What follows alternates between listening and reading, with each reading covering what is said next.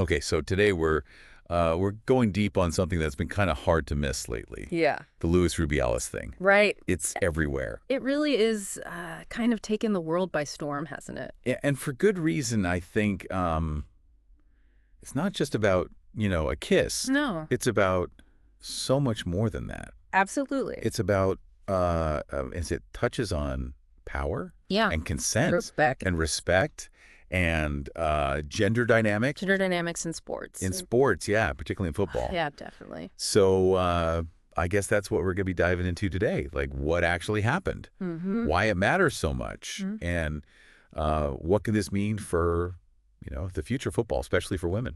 Yeah, I mean it's fascinating because it really seems like this one incident has just opened up Yeah. this Pandora's box of issues that have been there, Yeah, bubbling under the surface totally. for a long And time. just to give everyone like a clear picture, we're talking about what happened on August 20th of 2023. Spain had just won the Women's World Cup. Huge victory Historic. Yeah, I mean, against England, no less. yeah, beat England Yeah, in Sydney. amazing. Incredible achievement for the team. I Mm. mean, years of hard work and dedication, Mm. all culminating in that moment. It was just, you could just see the joy, the elation on their faces, Totally. pure joy. Yeah. But then during the award ceremony, Mm-hmm. Luis Rubiales, who was at the time president of the Spanish Football Federation, Right?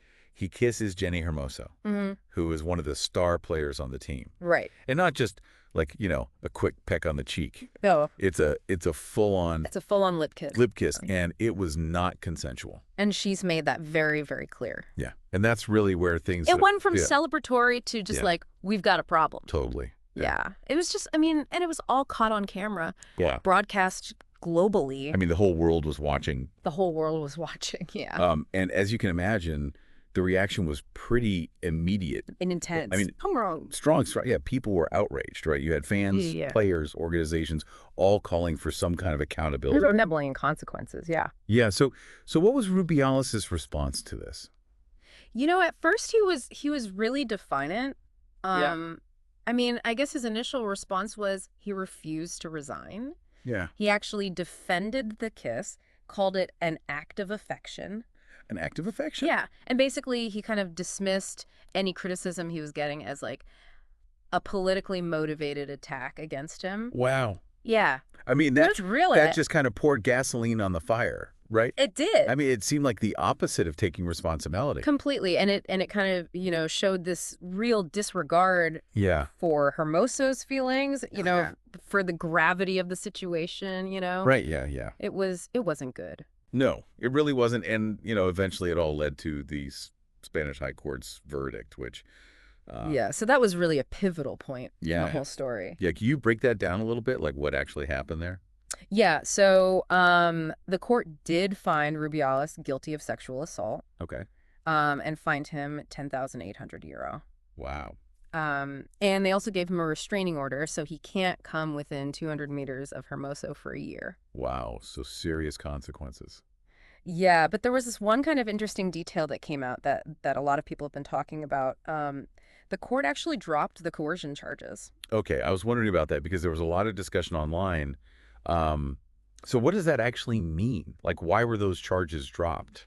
So basically, it means that they didn't find enough evidence to say that Rubiales had pressured Hermoso into saying that the kiss was consensual. Got it. So while they said, okay, what he did was inappropriate, it was assault, they couldn't actually prove that he made her lie about it after. Interesting. So it's kind of like, if someone bumps into you really hard on the street, Yeah, that's assault. But if they then force you to say that you bumped into them, exactly. that's It's coercion. coercion. Yeah. So it's a subtle but important distinction. It is, yeah. So legally, it's a bit of a mixed bag. Yeah. But I think we all know that the repercussions of his actions, they go way beyond Yeah, absolutely. just what happened in the courtroom. Way beyond. What about FIFA? I mean, they got involved too, right? They did. They actually suspended him from all football activities for 90 days, Wow. which eventually led to his basically forced resignation in Yeah. September of 23. Okay, so that's pretty big. I mean, FIFA taking that kind of action, It is. does that mean anything about how they might handle these kinds of situations in the future? Yeah, it's hard to say for sure. Yeah. But I do think it shows that they're, becoming more aware Hmm. of the need to, address these things Yeah. more forcefully. Right. I mean, they were under a lot of scrutiny with Absolutely. this case. It's definitely a precedent, right? Yeah, and it sets a tone, Yeah, totally. hopefully, Yeah. for how they'll handle things in the future. And it wasn't just FIFA. I mean, the Spanish women's team, they took a stand too, right? They did, yeah. They refused to play Yeah. any more matches until Wow. things changed within the federation. So basically, they went on strike. Yeah, pretty much. That's It incredible. was a really powerful statement, Yeah. against the whole culture that allowed this to happen Yeah, and really demanding that, they want a safe and respectful environment. absolutely. It's so inspiring to see them, you know, using their platform Yeah. to really fight for that kind of change. Absolutely.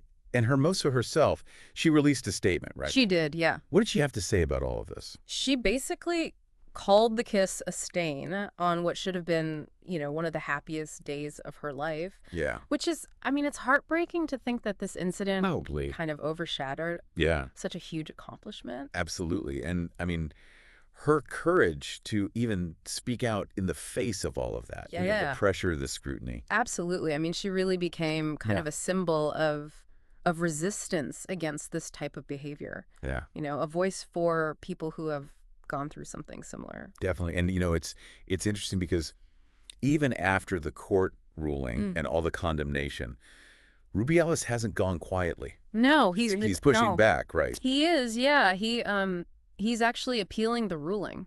Wow. He's saying that the kiss was consensual and that, he's the victim of a smear campaign. Wow. So, I mean, we'll see if that appeal works out. Yeah, I mean, it feels like this story's not over yet. No, it's not over. There's definitely more to come. So we've talked about what happened, the immediate fallout. Yeah. But I want to kind of zoom out a little bit. Yep. What does all of this mean for women's football in the bigger picture? Yeah. Like, it feels like this has become a symbol of something much larger, right? It really has. And I think it's definitely been a catalyst for change. What? It's forced a conversation, a real conversation Yeah. about respect, consent, power dynamics in Yeah. a way that we haven't really seen before. Right. I mean, the players protesting, Hermoso speaking out, the Yeah. global outcry, it's all kind of exposed these inequalities that Yeah. are still there in football and beyond, frankly. Absolutely. And what about the public reaction? Was there anything that surprised you about how people responded to this? I think what really struck me was just the sheer amount of support that Hermoso received, Mm-hmm. both inside the football world Right. and outside of it. I mean, Yeah. it was just this really clear sign that, we're not putting up with this anymore. Yeah. Like society's not tolerating this kind of behavior. Right. People aren't accepting these excuses anymore. Yeah. It feels like a real shift It does. in what we're willing to accept. Yeah. So do you think this could be a turning point? I mean, not just for football, but for how we address these issues? I think it has the potential to be. Yeah. It's a huge reminder that no one's above accountability, Yeah. no matter who you are, Right. how powerful you are.